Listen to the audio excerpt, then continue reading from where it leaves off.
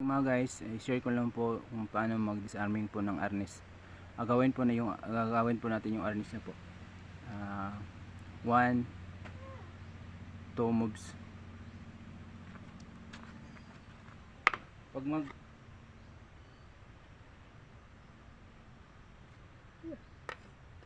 Balik. So, pag mag-agaw po ganito po.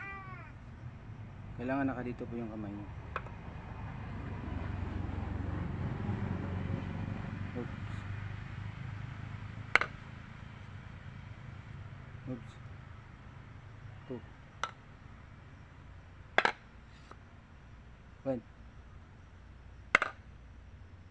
2 1 2 1